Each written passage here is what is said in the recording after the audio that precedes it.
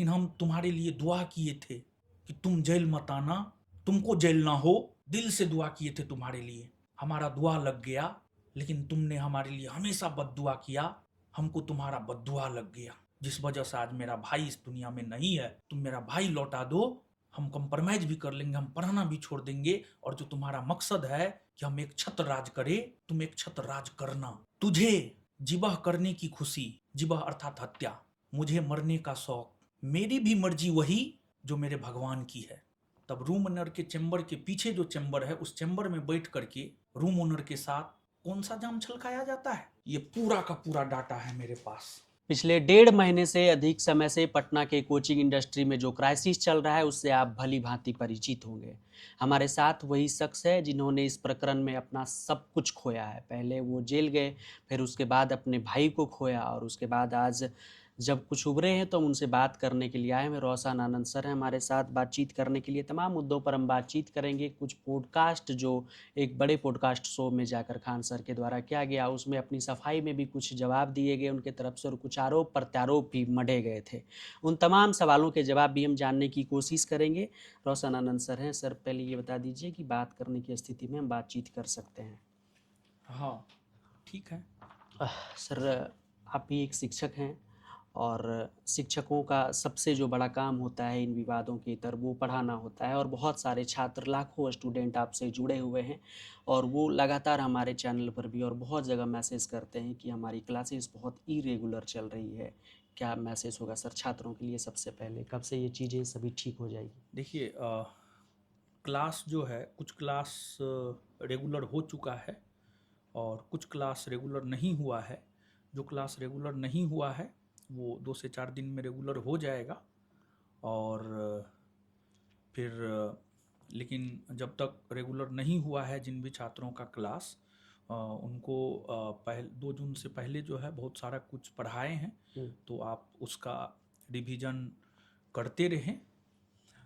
देखिए, जहाँ तक विवाद का सवाल है, कुछ लोग विवाद करके ही आगे बढ़े हैं, तो वो येन केन प्रकारेण समय समय पर जो है चर्चा में बने रहने के लिए जो है विवाद करवाते रहते हैं। उसी का एक शिकार हम हो गए हैं। और देखिए, होता क्या है कि मीडिया लाइमलाइट में बने रहे, उसको लेकर जो है वो कुछ भी करने को तैयार हो जाता है और कुछ भी करवा देता है, यहाँ तक कि जान भी ले लेता है लोगों का। सर, अभी एक पॉडकास्ट आया था, एक बड़े पॉडकास्ट शो में गए हुए थे, और वहाँ पर खान सर ये कह रहे थे कि अ, बहुत सारे भाषाओं का प्रयोग किया जिसको लेकर बहुत लोगों को आपत्ति है, और बहुत सारे लोग इसे गलत बता रहे हैं। आप कैसे देख रहे हैं जिन भाषाओं का प्रयोग किया गया? आप भी एक शिक्षक हैं, किस तरह की वो भाषाएं थी? देखिए, एक शिक्षक का तो वो भाषा कदापि नहीं हो सकता है। एक शिक्षक को मर्यादित होकर के जो है बोलना चाहिए, लेकिन उन्होंने सभी को गाली दिया है।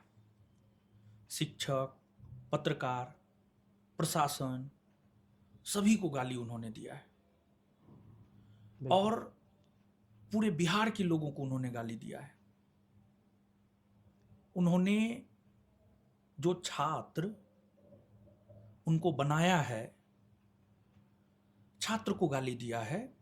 एक वीडियो काफ़ी वायरल हो रहा है जिसमें वो एक स्टूडेंट को सलाह दे रहा है कि एक तो स्टूडेंट को पहले गाली दिया, फिर स्टूडेंट को सलाह दे रहा है कि सिंगर नाम है तो ऐसा करो, तुम गाओ, अपने घर की औरत को जो है मुजरा करवाओ, जितना सरकारी नौकरी में नहीं कमाई होगा उससे ज़्यादा कमाई हो जाएगा। जो छात्र उसको फैजल खान से खान सर बनाया, उस छात्र को वो गाली दे रहा है। जो छात्र का नहीं हुआ, जिस छात्र ने उन्हें पहचान दी है, वो किसी और का क्या हो सकता है? एक बड़ा सवाल जो अभी घूम रहा है सोशल मीडिया पर, वो ये कि उन्होंने कहा कि हमारे ससुराल पक्ष वाले जो हैं वो हमें फैज़ल खान कहते हैं, यानी कि कायदे से हम उसके जीजा हुए, तो जो हमको फैज़ल खान कहते हैं उनके हम जीजा हैं। उनका नामकरण तो उनके पिताजी ही किए होंगे, उनके पिताजी या माँ या दादा दादी किए होंगे। तो क्या उनके पिताजी उनके जीजा हैं? क्या उनकी माता उनके जीजा हैं? प्रशासन ने, पुलिस ने जो उनके कहने पर उनके गार्ड के द्वारा गोली चलवाया गया था, ये केस नंबर है 418/26। इसमें फैजल खान नाम से केस हुआ है, केस दर्ज हुआ है। फिर इस केस में जो है जजमेंट आया है, ऑर्डर आया है, इसमें भी फैजल खान नाम का जिक्र हुआ है। तो क्या इसके अलावे कहीं सम्मान समारोह में उन्हें फैजल खान के नाम से पुरस्कार दिया गया, तो क्या जो भी लोग उनको फैजल खान कहे हैं वो सबके जीजा हुए? जो पॉडकास्ट हुआ उसमें एक भी बार इस बात का जिक्र नहीं किया गया था कि मेरे आंख के सामने 8 से 10 राउंड गोली चली। यही तो देखिए, फोर्थ पिलर से, मीडिया को फोर्थ पिलर माना जाता है। फोर्थ पिलर से ये आशा होती है कि निष्पक्षता के साथ हर सवाल पूछा जाए। तो आखिरकार जो ये गलत बयानबाजी हुई थी कि मेरे सामने 8 से 10 राउंड गोली चला और बगल वाले ने गोली चलाया, यानी रोशन आनंद ने गोली चलवाया, इस पर ही सारा कुछ हुआ है और यही सवाल नहीं पूछा गया। ये कैसी निष्पक्षता है? ये तो कहीं ना कहीं ये दर्शाता है कि वन साइडेड है। चीजें स्क्रिप्टेड थी, आपको लग रहा है? जो भी बुद्धिजीवी है ना, सब लोग यही बोल रहे हैं। 100% स्क्रिप्टेड था। सवाल मेरा, जवाब मेरा, सिर्फ मंच किसी और का। और शुभंकर मिश्रा साहब ने ही जो है, ने भी फैजल खान कहा है। क्या उनके भी ये जीजा हैं? छात्रों ने उनको फैजल खान कहा है। क्या सभी छात्रों के वो जीजा हैं? पूरे भारतवर्ष के लोगों ने उन्हें फैजल खान कहा है। यहां तक कि मेरे केस में जब न्यायालय में सुनवाई हो रही थी तो उस दौरान भी यह बात सामने कहा गया, कुछ तो बात रही होगी, खान सर से फैजल खान हो गए। तो ये चीजें हैं। तो अपने नाम से इतना चिढ़ क्यों है, क्या लगता है? देखिए, यही तो मतलब ये समझ से परे है कि हमको अपने नाम से कैसा नफरत। और ऐसा कहा जाता है कि अगर हम स्वयं से प्रेम नहीं करते हैं तो हम किसी और से प्रेम नहीं कर सकते हैं। अगर हम अपने नाम से नफरत करते हैं तो हमको दूसरे के नाम से भी नफरत होगा। हमारा जन्म जिस राज्य में हुआ है, हम अपने आप को उस राज्य का नहीं कहलाना पसंद करते हैं, बल्कि हम कहते हैं हम यहां के हैं। लेकिन ये चीज तो दर्शाता है कहीं ना कहीं आपको अपने राज्य से भी नफरत है। और जब आपको अपने राज्य से नफरत है, आपको नाम से नफरत है, राज्य से नफरत है, आपको अपने धर्म से नफरत है, ऐसे तो किसी भी धर्म का विरोध नहीं होना चाहिए। बोलते हैं कि मुसलमान पंचर बनाते ही रह जाएगा। क्या पता ये सब चीजें तो बाहर आ गई है। नाम से नफरत, धर्म से नफरत, अपने राज्य से नफरत, आने वाले दिनों में ये भी पता चल जाएगा। हो सकता है इसको अपने देश से भी नफरत हो जाए। जब इतना चीजों से नफरत है कल के डेट में इसको देश से भी नफरत हो जाए, हम्म। ये भी कोई बहुत बड़ी बात नहीं है। बड़ी बात कह रहे हैं सर आप। किसी का नहीं है वो अपने अलावा दुनिया में किसी का नहीं है। जो किसान कोल्ड स्टोर के मालिक अभी उड़ रहे हैं, उनको भी मिलेगा धोखा, जरूर मिलेगा। जिस मुसल्लफपुर हाट के एक व्यक्ति ने उन्हें पढ़ाने के लिए जगह दिया, वो उसका नहीं हुए। जो उनके पिताजी बशीर अहमद सेना में नहीं है, झूठी बात बोले हैं कि वो सेना में है, जबकि सच ये है बशीर अहमद जी जो उनके पिताजी हैं, एक शकील अहमद का दुकान है, बेल्ट सब का दुकान है, चमड़ा के बेल्ट सब का दुकान है, उस दुकान में काम करते थे। और यूपी में एक मुसलमानों की पार्टी है पीस पार्टी, उसके वे नगर अध्यक्ष भी रहे हैं। उनके पिताजी सेना में थे ही नहीं, अपने पिताजी के बारे में वो झूठ बोले हैं। हमारे पिताजी किसान हैं तो हम एकदम प्राउड के साथ कहते हैं कि हमारे पिताजी किसान हैं और आजीवन किसान रहेंगे। जो व्यक्ति अपने बाप का नहीं हुआ, अपने छात्र का नहीं हुआ, अपने धर्म का नहीं हुआ, उससे आप क्या ही आशा कर सकते हैं। ये तो सब चीज है मीडिया में, सब चीज है सोशल मीडिया में। ये भी कहा कि हमें मुसलमान बना दिया, इस बात का बड़ा दुख हुआ। अरे काहे का दुख यार। और आप कहते हैं कि आप कभी वीडियो बहुत सारी हैं कि आप सीना ठोकर कहते हैं कि हम सनातनी हैं, तो लोग इसको रंग देते हैं। हम लड़का हैं, हम अपने आप को कह रहे हैं कि हम लड़का हैं, इसमें क्या दोष है? हम सनातनी हिंदू हैं, हमको अपने पे प्राउड है। स्वामी विवेकानंद ने कहा है कि आप जैसे भी हैं, आपको अपने आप पर प्राउड होना चाहिए। अमेरिका के शिकागो में स्वामी विवेकानंद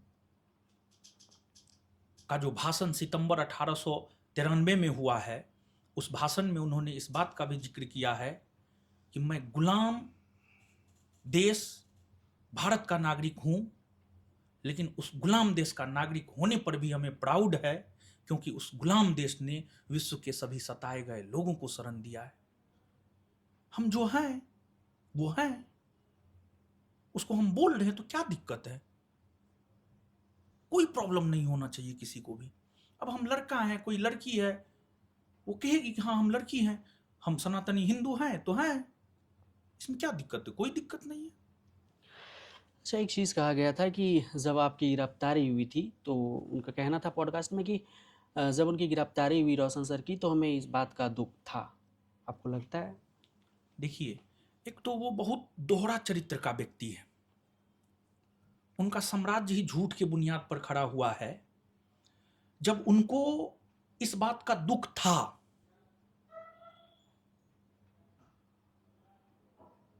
तो हमारी गिरफ्तारी होने के बाद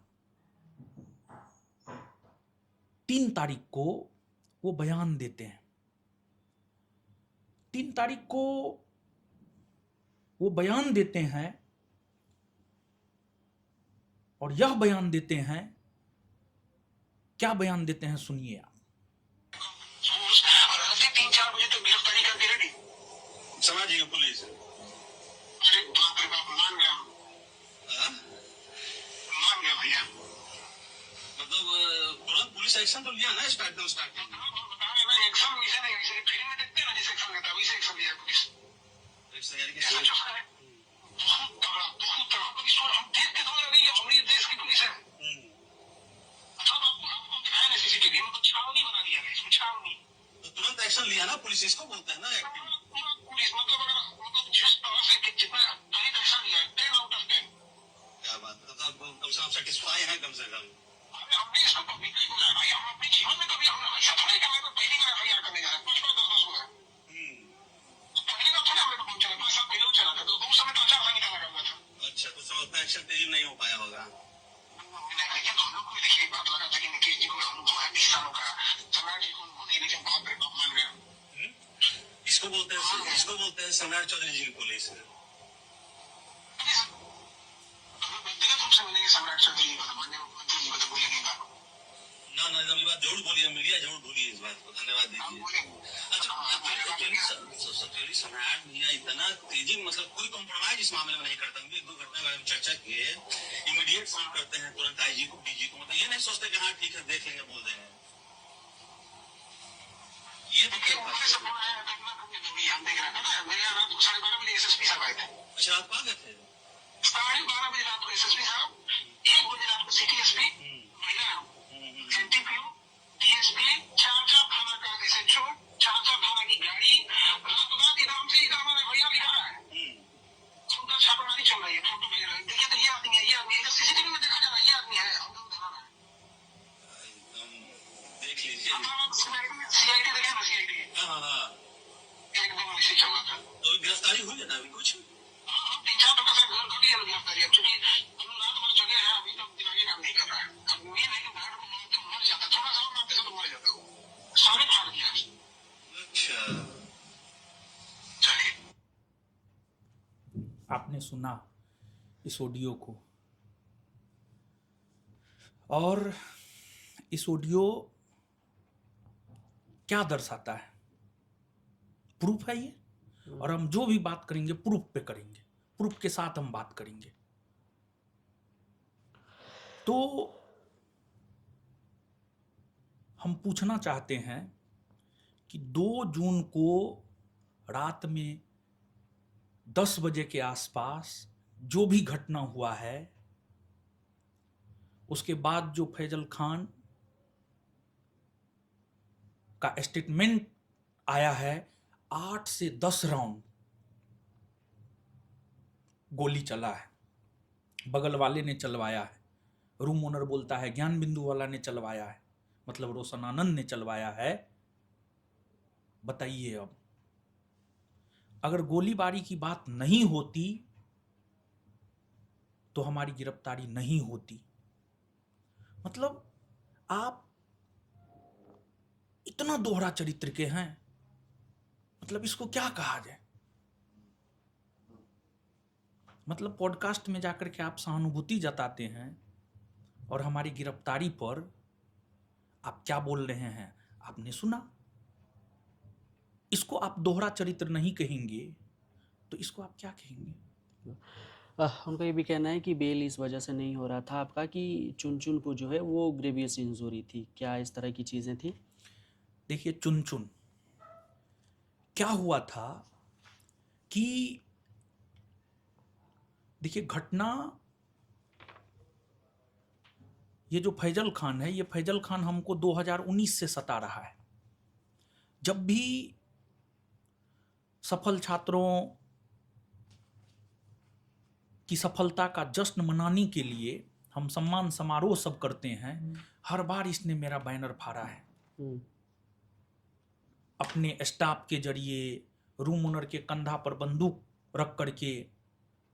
देखिए, एक वीडियो हम आपको देंगे, वो वीडियो मेरे मोबाइल में है, इसको आप चला दीजिएगा। 31 तारीख को फैजल खान अपनी उपस्थिति में रूम ओनर से कहवा करके किसान कोल्ड स्टोर में जो मेरा बैनर था, उस बैनर को चुन के जरिए फड़वाया। उसके बाद किसान कोल्ड स्टोर में जो हमारा मैनेजर है, वो रूम ओनर से बात किया, और रूम ओनर से बात किया, उसका ऑडियो है मेरे पास, ऑडियो भी देंगे, वो भी आप चला दीजिएगा।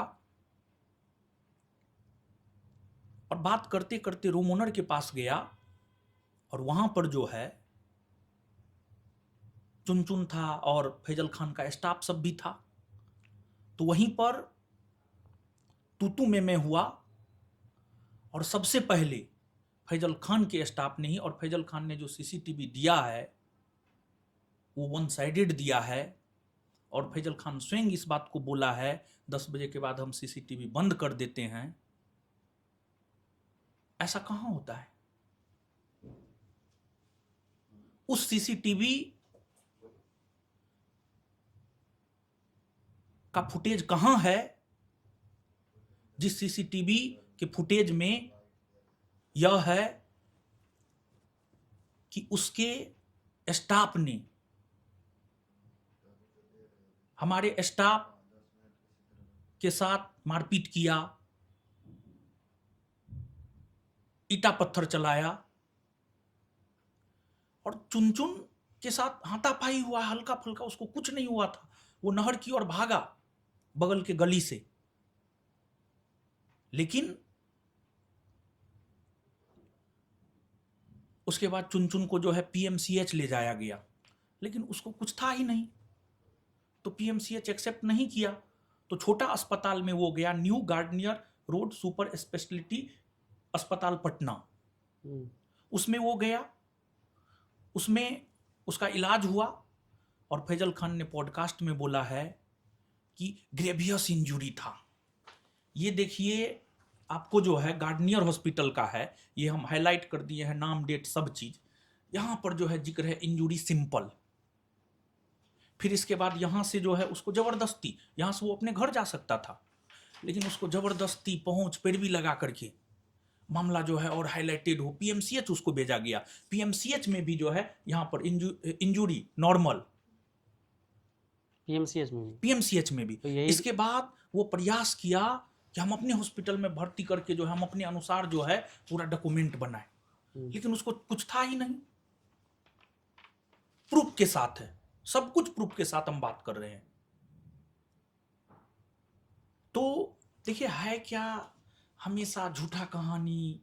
एक बम कांड वाली घटना है, उस पर जो है 7 साल 8 साल तक खेपा, झूठा बम कांड।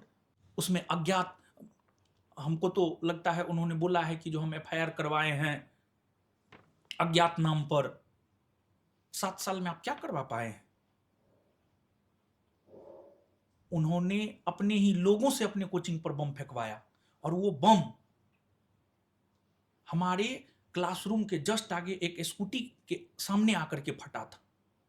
वो क्लास में था, क्लास ले रहा था, उसके पैर के नीचे बम कहां फटा है? हर शो में जाकर के जो है उसने झूठ बोला है कि हमारे पैर के नीचे बम फटा है।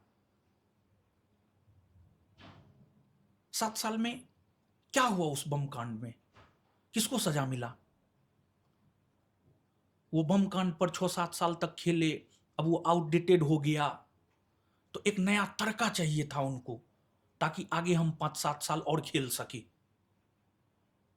झूठी बुनियाद पर।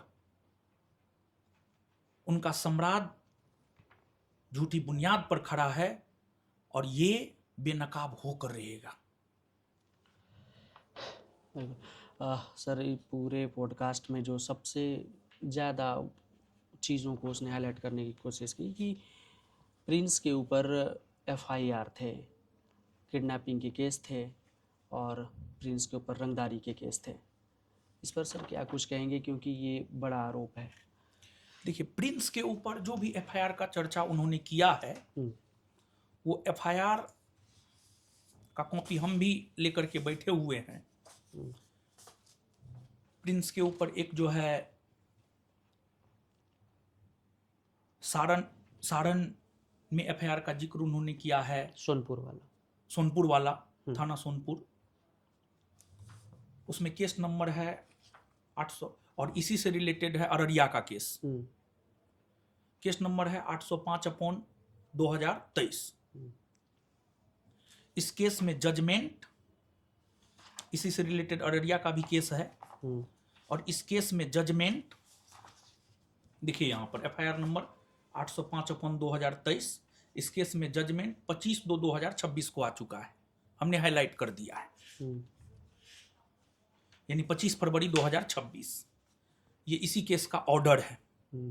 ऑर्डर में स्पष्ट तौर पर लिखा हुआ है prosecution failed to prove the charge, और फिर उसको बरी किया गया है, बाइज्जत बरी किया गया है। तो ये झूठा इस केस को उन्होंने आधार बनाया कि इस केस के वजह से ही, इस केस में जो है उसको उम्र कैद मिल जाता, इस वजह से वो नेपाल भाग गया। इस केस को उन्होंने आधार बनाया है।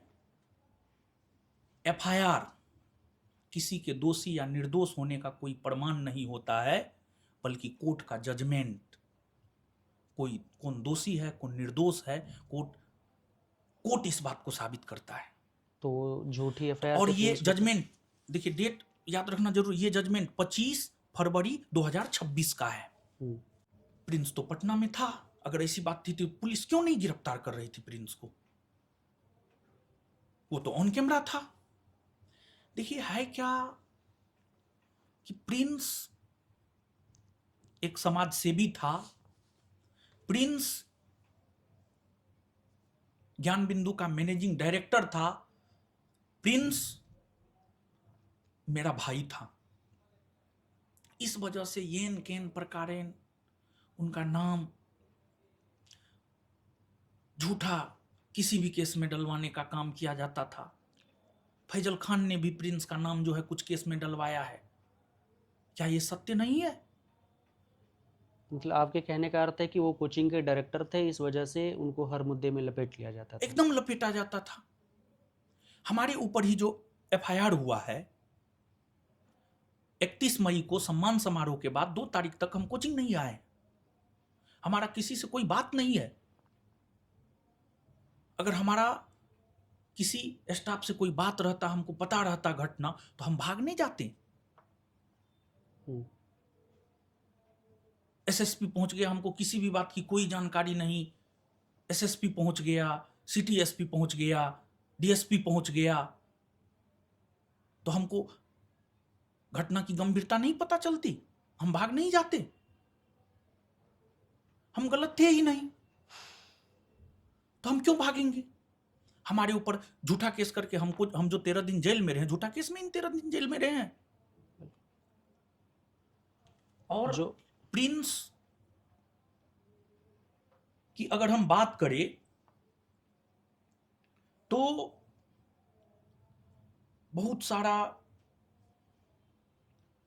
चीज है, मीडिया को दिखाना चाहिए। प्रिंस को जितना उन्होंने एक, मतलब प्रिंस के मामला में भी देखिए उसका दोहरा चरित्र, एक सहानुभूति गेन करने के लिए जो है प्रिंस के प्रति गहरी संवेदना व्यक्त करता है, और जो आज इस दुनिया में नहीं है उसको उन्होंने अपराधी साबित करने का प्रयास किया है। आप विश्वास मानिए, आपको ईश्वर भी नहीं छोड़ेगा। यहां पर आप देख सकते हैं प्रिंस ब्लड डोनेट करवा रहा है, ये सारे विजुअल्स हम सर स्क्रीन पर लगा देंगे। प्रिंस आर्थिक मदद कर रहा है, प्रिंस लोगों के बीच मध्यस्थता करता है। प्रिंस लोगों को आर्थिक मदद भी करता था। हाँ, और देखिए जो व्यक्ति जब 2000, आर्थिक, हाँ, 5000, 10,000, लाख, 1.5 लाख गरीब असहाय लोगों को आर्थिक मदद करता है, उसके ऊपर 18,000, 30,000 रंगदारी का जो है झूठा आरोप लगाया है फैजल खान ने। आपको हर कोई माफ कर देगा, लेकिन ईश्वर माफ नहीं करेगा, प्रकृति आपको माफ नहीं करेगा। और वो जो आरोप लगाया है 18,000, 30,000 का, वो भी केस असत्यापित हो चुका है। वो केस भी सत्यापित वो था ही नहीं उस रोज पटना में, था ही नहीं पटना में। और फैजल खान ने अपने पॉडकास्ट में बोला है, कमर में पिस्टल, नेपाली शराब।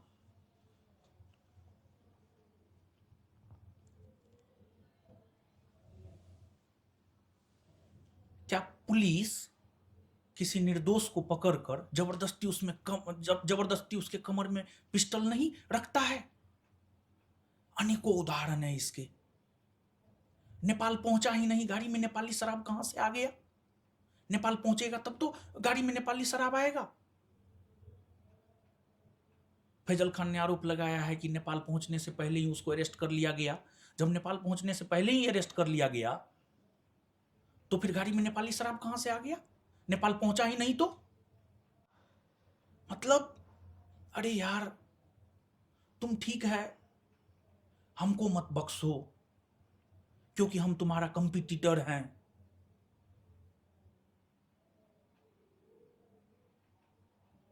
लेकिन जो व्यक्ति इस दुनिया में नहीं है, उसको तुम अपराधी साबित करने में तुले हुए हो। तुमको ईश्वर नहीं माफ करेगा। जब हम जेल में थे ना, तो एक शिक्षक का जेल जाना कितनी बड़ी बात होती है, ये तुम नहीं समझोगे, ये हम समझते हैं। लेकिन हम तुम्हारे लिए दुआ किए थे कि तुम जेल मत आना, तुमको जेल ना हो, और हम सत्य के मार्ग पर चलते हैं, सही बात बोलते हैं। दिल से दुआ किए थे तुम्हारे लिए, हमारा दुआ लग गया, लेकिन तुमने हमारे लिए हमेशा बद्दुआ किया, हमको तुम्हारा बद्दुआ लग गया, जिस वजह से आज मेरा भाई इस दुनिया में नहीं है। क्या इसीलिए आपने एफआईआर नहीं करवाया था? यही तो, उनके ऊपर क्या हमने एफआईआर करवाया है? उनके ऊपर एफआईआर किसने करवाया है? पुलिस ने एफआईआर करवाया है। वो बात करते हैं मध्यस्थता करने की और कंप्रोमाइज करने की। जब ये कांड हुआ तो क्या प्रशासन के लोगों ने आपको नहीं कहा कि आप कंप्रोमाइज कर लीजिए? आपने तो उस टाइम कंप्रोमाइज नहीं किया। आपने मेरा भाई छीन लिया और हम आपसे कंप्रोमाइज करें?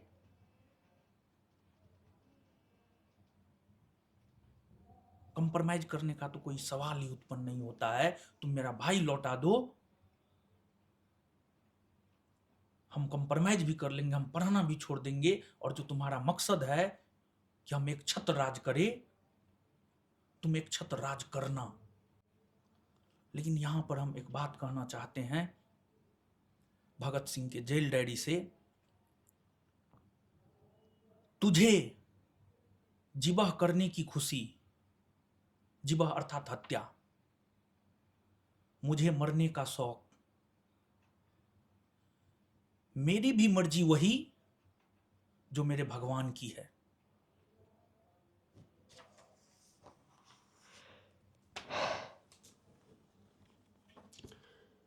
एक और जिक्र किया गया था जिसमें वो कह रहे थे कि प्रिंस के ऊपर हमला हुआ था, और ये शायद 2023 की घटना है।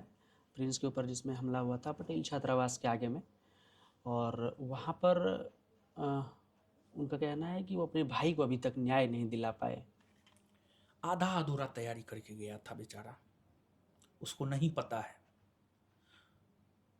एक तो पहली बात हम ये बता दें कि उस टाइम में जो उसका जो भी फैजल खान का सहयोगी था, संभवतः राणा था उस टाइम में, राणा ही प्रिंस कार्य की सैदपुर हॉस्टल के छात्रों के साथ मिलकर किया था कि निकल रहा है। यहां पहुंचा, प्रिंस को हॉस्टल के छात्रों के द्वारा जो पिटवाया गया था उसमें भी फैजल खान का हाथ है। और हम आपको बता दें, उस केस में जो भी एक्यूज थे सब जेल गया है,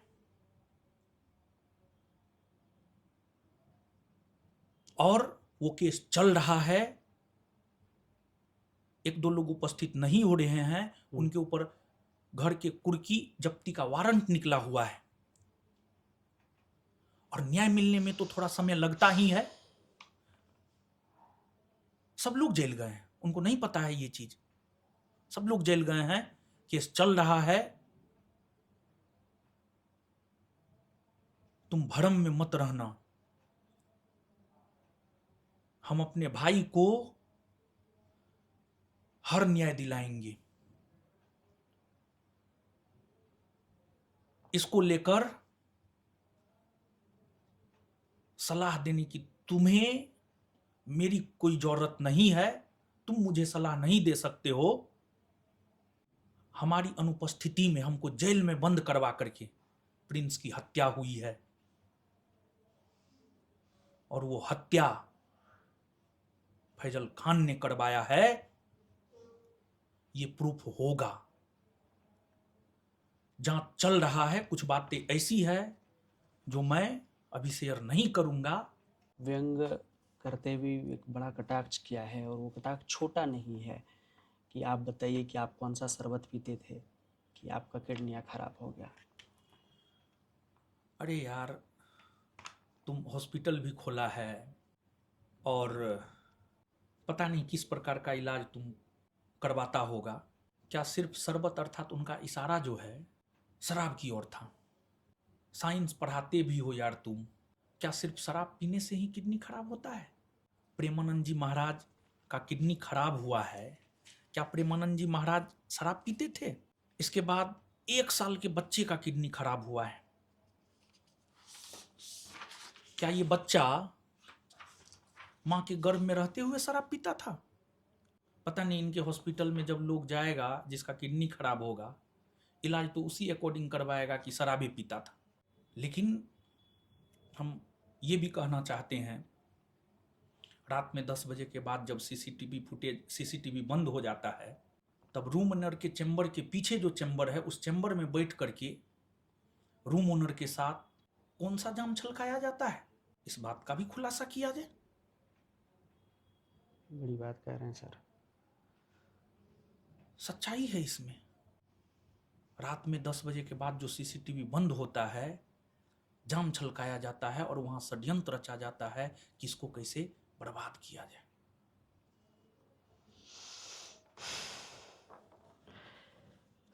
बहुत सारी चीज़ें बात हमने कर ली, लेकिन जो 1-2 सवाल हैं वो बड़े टफ हैं। कि उसने कहा कि फर्जीवाड़ा जिसने किया था, जिस आरओ ने, जिस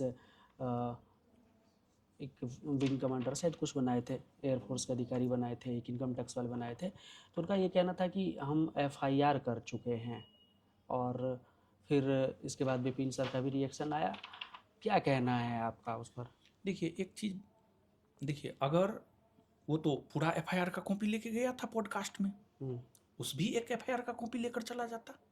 और सबसे बड़ी बात ये है कि अगर वो एफआईआर करेगा ना, उसके ऊपर भी एफआईआर होगा। और उसने पॉडकास्ट में कहा है, जब हमें पता चला तो हम 2 दिन के बाद वीडियो हटा दिए, जबकि वो वीडियो 2024 में बना था और वो वीडियो 2026 में हटा है। 2 दिन और 2 साल में क्या अंतर होता है नहीं पता है। और वो भी संभवतः वीडियो तब हटा है जब विपिन सर उस पर वीडियो बनाए, तब जाकर के वीडियो हटा है। वो केस करने जाएगा ना तो उस पर भी केस होगा। और पॉडकास्ट में ये भी बोला है कि हमने अपने लोगों को बता दिया। अरे यार, आप प्रचार जो है पूरे सोशल मीडिया पर कर रहे हैं, तो इस बात का भी तो प्रचार पूरे सोशल मीडिया पर होना चाहिए था कि ये फर्जी था। झूठी कहानी गढ़ा है उसमें भी। तो आपको लगता है कि वो 2-4 सिर्फ एग्जाम्पल थे, ऐसे बहुत सारी होंगी? बहुत सारी चीजें। देखिए इनके खिलाफ कौन बोलता था? जो 2-4 लोग बोलता था, पीआर टीम से गाली दिलवा करके जो है उनका भी मुंह बंद करवा देता था। अब तो लोग खुले हैं, अब तो इनका पूरा काला चिट्ठा सामने आएगा। रिजल्ट पे उसने भी या आपके ऊपर भी एक बड़ी बात कही है कि जिस एनआईटी मोड़ वाले सेंटर पर आपने सम्मान समारोह रखा था बिहार पुलिस का, उस एनआईटी मोड़ वाले सेंटर की टोटल कैपेसिटी सिर्फ 3000 है, तो उसने 10,000 रिजल्ट का दावा कैसे किया? देखिए एक चीज़ हम बताना चाहते हैं कि यहाँ पर मेरा 3 क्लासरूम है और हर क्लासरूम का कैपेसिटी 3000 है। उसने सिर्फ एक क्लासरूम का जिक्र किया है, लेकिन उसको ये बात पता नहीं है, पूरा अधूरा तैयारी करके गया था बेचारा। 3 क्लासरूम भरा हुआ था और हमारा सम्मान समारोह दोपहर में 12 बजे से लेकर के रात में 12 बजे तक चला था, फिर भी नहीं हो पाया। फिर छात्रों को कहा गया कि अगला संडे को आना है। और साथ ही साथ इतना ही नहीं, बल्कि सम्मान समारोह के बाद भी डेली 15, 20, 30, 25, 50 लड़का पिछली बार भी आया था, इस बार भी आता, लेकिन 2 जून को तो घटना ही हो गया। तो और 10,000 इसका हमने जो 10,000 बोला है, मेरे पास डाटा है और हम डाटा दिखाना चाहते हैं, हम डाटा पे बात करना चाहते हैं, हम सच्चाई पे बात करना चाहते हैं। देखिए ये है बिहार पुलिस का, सिर्फ इतना नहीं है, ये और बिहार यहाँ पर पुलिस भी का आप देख लीजिए, ये बिहार पुलिस के रिजल्ट का है। आपके बच्चों का है हाँ हाँ हाँ हाँ, रिकॉर्ड। एक हम दिखाना चाहते हैं, रुकिए 1 मिनट, हम पूरा दिखाना चाहते हैं। पूरा यहाँ पे रखिए, पूरा रखिए, पूरा रखिए यहाँ पे।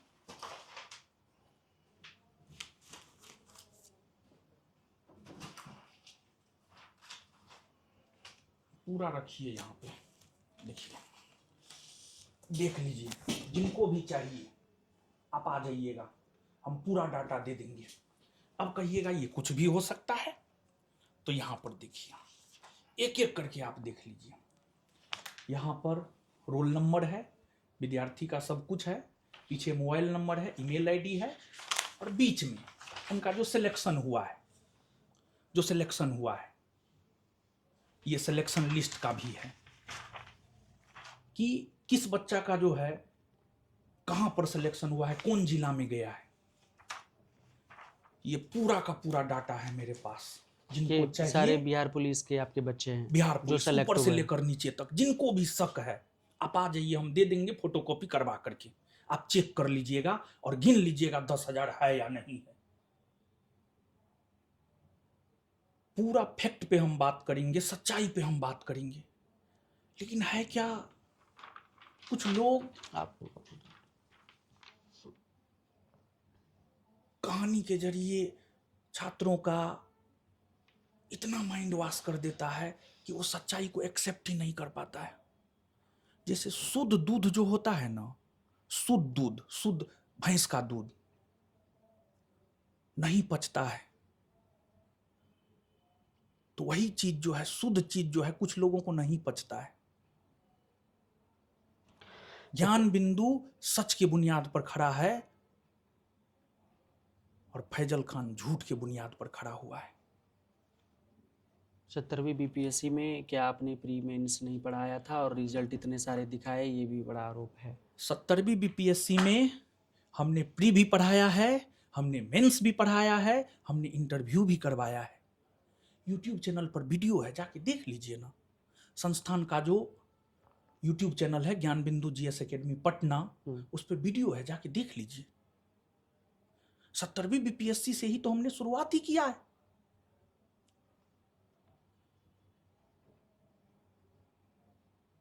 प्री के लिए होमवर्क सीरीज हमने किसान कोल्ड स्टोर कैंपस में ही चलाया था, आलोक सर क्लास लिए थे। मेंस के लिए पूरी टीम उतारे थे, फ्री में मेंस पढ़ाए थे। यूट्यूब पे वीडियो है, जाके देख लीजिएगा।